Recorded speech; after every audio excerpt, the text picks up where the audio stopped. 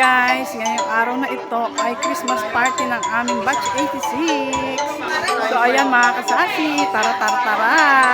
Nagkakagulo ang lahat. Ayan.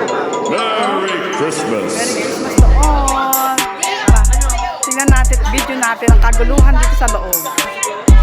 Favorite ko yan eh.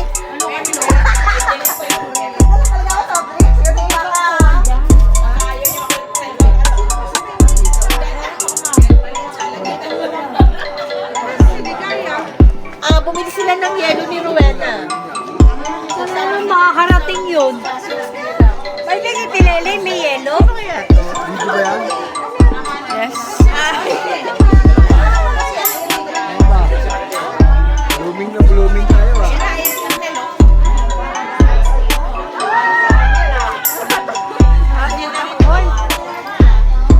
Ay, sorry po. Classmate niya. Si Arnel ba yan?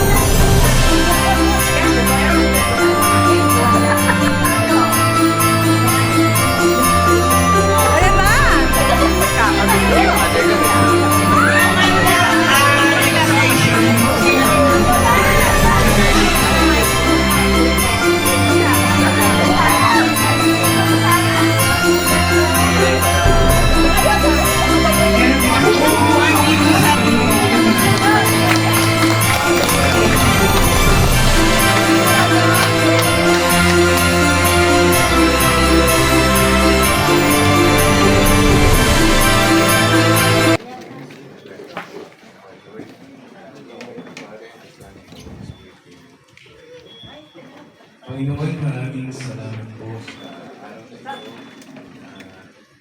pinagdalaw mo sa amin sa muling pagtitipon ng aming batch 66. After 40 years, nandito pa rin kami. Marami pa rin sa aming mga kaklase, mga kabatch. Nandito pa rin nakikipaglaban sa buhay. Maraming salamat po. Pagpapayin niyo po ang lahat ng kagandahan ng magkain. Bless the food that we're going to eat, Lord. And we ask for your guidance in the Son, the Holy Spirit. Amen. Thank you po.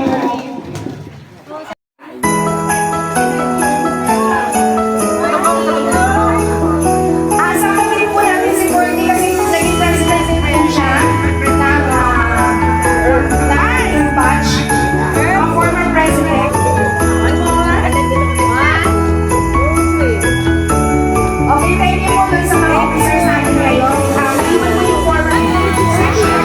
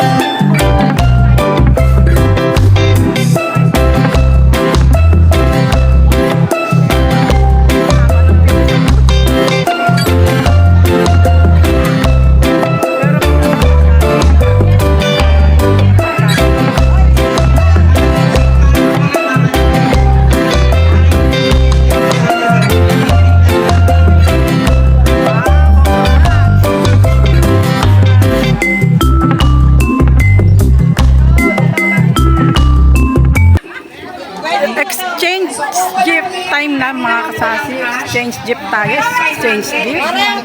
Ganyan ang tema ng aming exchange gift. Yan. Depende sa laki ng sobre, 2,500, 21,000. Ready na tayo dyan?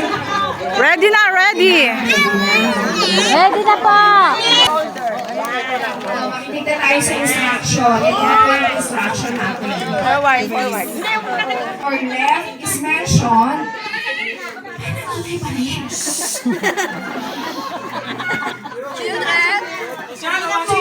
Or left is mentioned in all participants will pass their gift to the right or to the left. O nasan ba yung right ninyo? Ito. O, practice muna. Pasa sa right.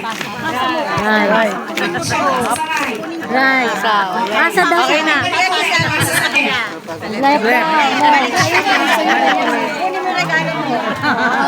Pasa ko uli sa left. Left, ganyan. Christmas was almost here. And Mother Wright was finishing the Christmas baking. Father Wright sumusunod kayo sa akin. Bakit inuulit ko yung word? So Wright and Billy Wright returned from their last-minute Christmas errands. There's not much left to be done. Said Father Wright. As he came into the kitchen. As he came into the kitchen. Did you leave the basket of food at lunch? Asked Mother Wright.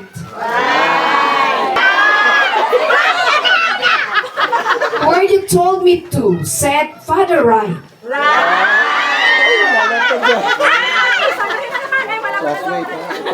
I'm glad my shopping is done, said Billy Wright.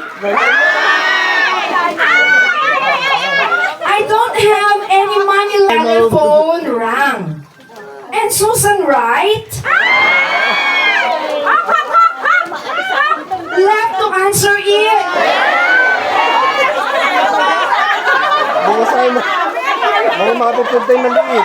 She rushed back and told the family Aunt Tilly Wright left a package for us Wright on Grandma Wright's porch. I'll go over there right now.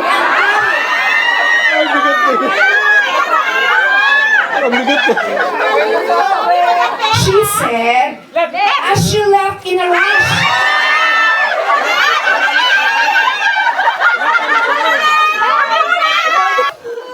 Father Wright left the kitchen and brought the Christmas tree.